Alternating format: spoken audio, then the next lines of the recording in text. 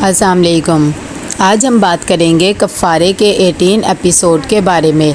तो वीडियो शुरू करने से पहले हमारे चैनल को सब्सक्राइब कर लीजिए अगर अभी तक आपने नहीं किया, ताकि हमारी हर न्यू वीडियो आप तक पहुंच सके।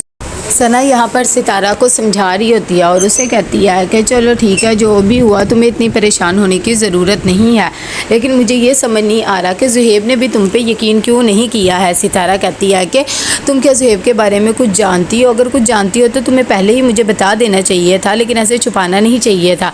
दूसरी तरफ यहाँ पर ताहिर अपनी सारी मीटिंग्स वगैरह अटेंड कर रहा होता है। साहिबा कब से वेट कर रही होती है, इतनी देर में वो सब कुछ फारिग होकर जब साहिबा से बात करता है तो साहिबा कहती है कि क्या बात है, आपकी बीवी को इस तरह मेरे घर नहीं आना चाहिए था और ना ही मेरी बेटी का इस तरह ब्रेन वॉश करना चाहिए था। ताहिर जब ये बात सुनता है तो कहता है कि ब्रेन वॉश तो नहीं किया, हमने तो वही उसे बताया जो हकीकत थी।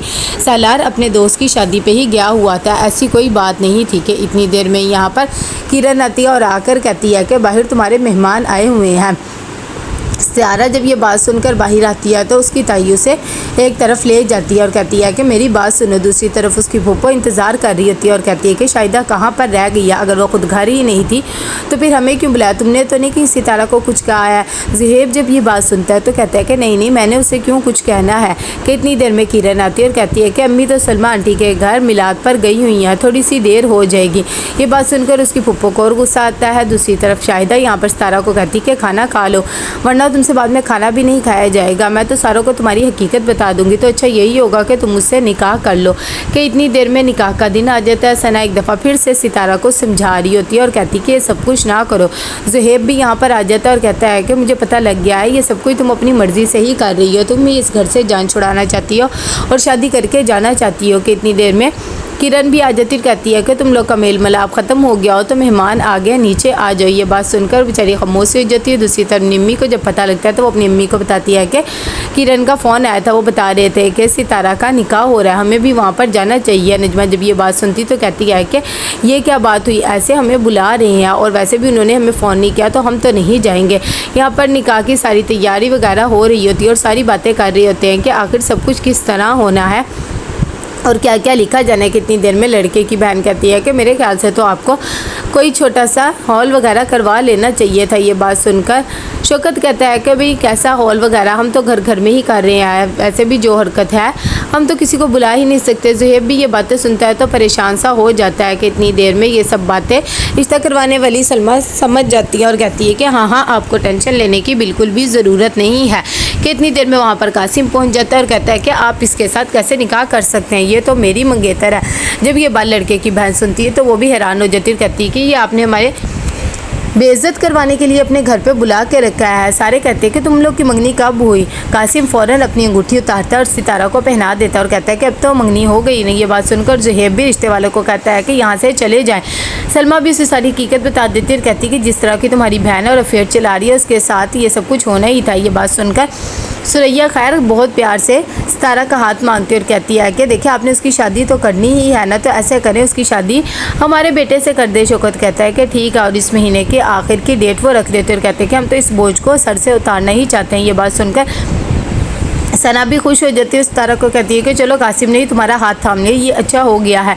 यहाँ पर जो है बहुत गुस्से में होता है और कहता है कि मुझे सच सच बताओ ये सब कुछ क्या हो रहा है? जो लोग वो कह के गए। सितारा बेचारी बहुत ज़्यादा परेशान होती है, उसे समझ नहीं आता वो अपने भाई को किस तरह अपनी बेगुनाही का सबूत दे। क्या कासिम आ जाता और कहता है कि हाँ ये उस रात मेरे साथ ही पकड़ी गई थी और ये मेरी ही मंगेतर। ये बात सुनकर उसे भी बहुत गुस्सा आता है। यहाँ पर ताहिर कहता है कि मुझे किसी भी तरीके से बस अब मिर्ज़ा को हरा के ही रहना है। उसने ये डील वगैरह ले ली। साथ ही अपने बेटे को भी कहता है कि तुम्हें बिल्कुल भी परेशान होने की ज़रूरत नहीं है। ये बात सुनकर वो कहता है कि आपको मेरी फ़िक्र करने की भी ज़रूरत नहीं। कि इतनी देर में कासिम की माँ चली जाती है नजमा के घर और जाकर उसे कहती है कि हमने रिश्ता पक्का कर लिया। जब नजमा ये बात सुनती तो कहती है कि अच्छा आंखों देखी मक्खी कौन निकलता है, लेकिन आप लोगों में तो बहुत बड़ी हिम्मत है कि आप उस लड़की से रिश्ता जोड़ रही हैं। ये बात सुनकर सुरैया को बहुत ज़्यादा गुस्सा सा आ जाता है और कहती है कि वो तो बेचारी पाक दामन है, ये सब कुछ तो निम्मी ने किया, आपको बताया नहीं है निम्मी ने। निम्मी बेचारी बहुत ज़्यादा घबरा जाती है कि उसकी माँ के सामने उसकी सारी हकीकत आ जाएगी, लेकिन कासिम बात को संभाल लेता और कहता है कि वो जैसी भी है लेकिन मेरी मोहब्बत उसके साथ है और मैं हमेशा उससे मोहब्बत करता रहूँगा, मुझे इन सब चीज़ों से फ़र्क नहीं पड़ता है।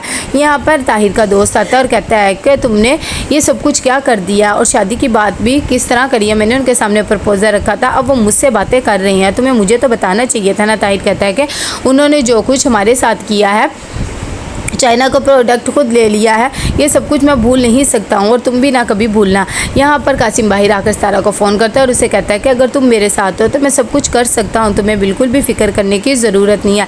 सितारा कहती है कि आपने मेरा साथ दिया, मेरे लिए यही काफ़ी है, मेरे ख्याल से अब मेरा इजहार मोहब्बत ज़रूरी नहीं है।